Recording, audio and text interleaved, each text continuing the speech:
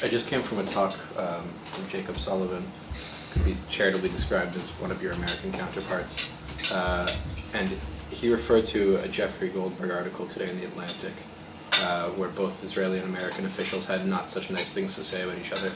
And he also spoke a lot about the human,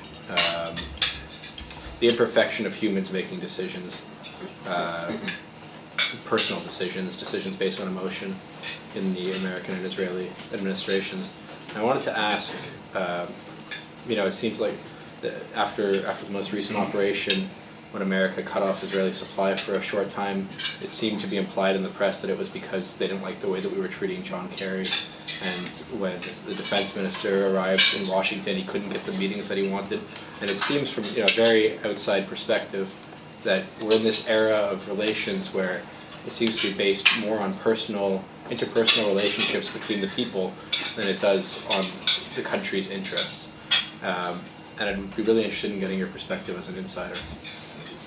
First, we are human beings. God can make decisions without any emotions. We can't. So it's natural that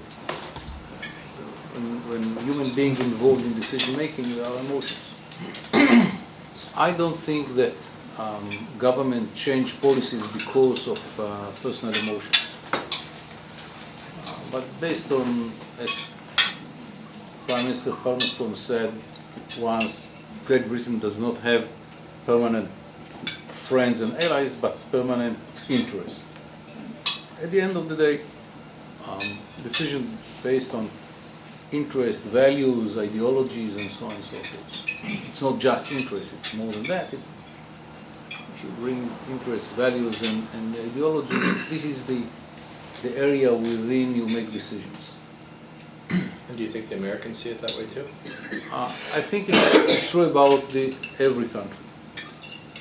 Within the policy that you shape based on interest, ideology, and values, there are nuances that can be taken based on personal relations. And better personal relations allow more flexibility, and bad personal relations allow less flexibility. But it does not change the policy. The problem with such bad relations is the mistrust.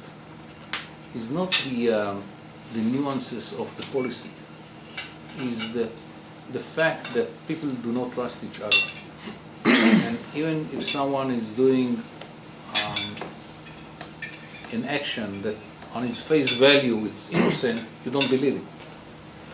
This is the problem. And this is something which is behind the limitation of anyone in the system. It's either you have it or you don't have it. And this is the problem now between the White House and Jerusalem, is the mistrust.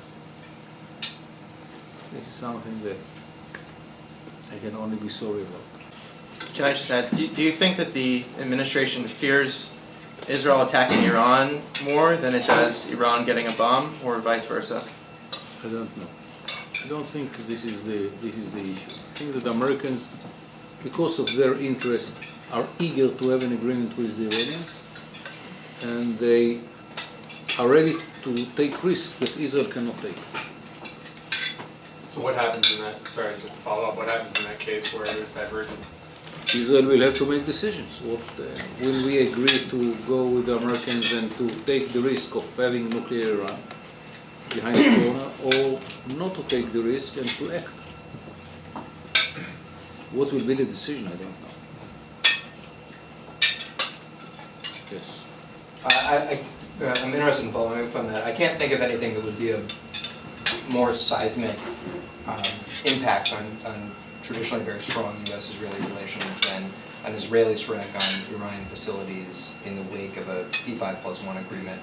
Can you tell us a bit about how you would think about U.S.-Israeli relations post-strike? Would there be, that would just completely destroy the traditional alliance between the countries? No. I think that it will not destroy the whole alliance. It will be a huge problem, but not the first time. Is there anything in history that would be a precedent for something that would be this big of a problem for U.S.-Israeli relations? I don't know if there is something which is as bad as that from the American point of view. But I remember the military American attaché going out of the head of the intelligence office after we attacked the Iraq and Iraq. He was white like this map, and the Americans stopped the supply of aeroplanes to Israel for a while. And a few years later came to apologize. Because it was understood that only the Israeli operation stopped Iraq from having nuclear. When it is coming to crucial issues, with all due respect to the good relations with Washington, this is not the only, not the most important element in the decision-making process. If the Prime Minister of Israel and the government feels that it is endanger the Israeli ability to defend itself in the future, so with all due respect to the Americans, we will have to make decisions.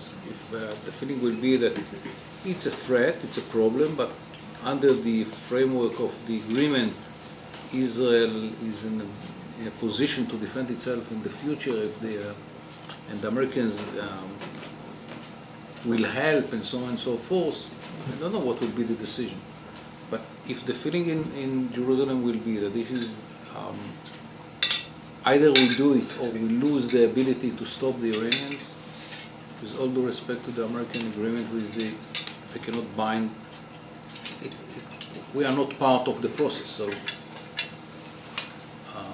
cannot stop us. If Iran gets nuclear weapons, won't America also be threatened by Iran, not only Israel? It's a good question. Eventually. I understand. It's a good question. I don't know answer to. Do you think there's a high Very risk? good question. I met Kissinger in 2002, and we have a discussion for more than 2 hours. And he said in one of the issues that we spoke about, remember, United States of America can survive without the State of Israel. The Jews of America cannot survive without the State of Israel. And I think it's interest of everyone who is honest with his Judaism, to support strong Israel. You can argue what does it mean, but strong Israel. You're a very serious inspiration. Last night in New York, the last question, which was asked to you by a writer for the Wall Street Journal, was if there's one book that you could recommend to read, what would it be? And you said the Bible. And I think that answer is about very... Israel. She said, what book about Israel? Did you say about Israel? We got to check the tape on that. I don't know if it was about Israel, but let's just say it was about Israel. But you did say the Bible, and I want to mention it maybe from a personal perspective, which is for me a very big inspiration, because you are one of the great leaders of the Jewish people and the political establishment that proudly displays your religious convictions together, but just by wearing a kippah on your head wherever you go, and your posture.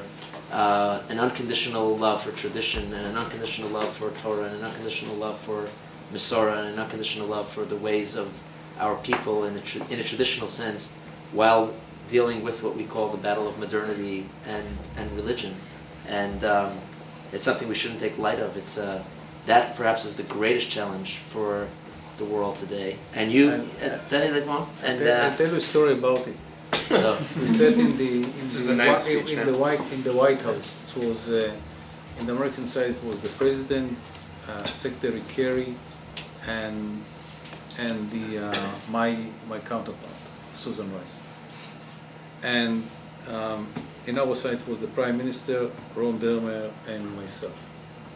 Before he was nominated, which I'm glad he was.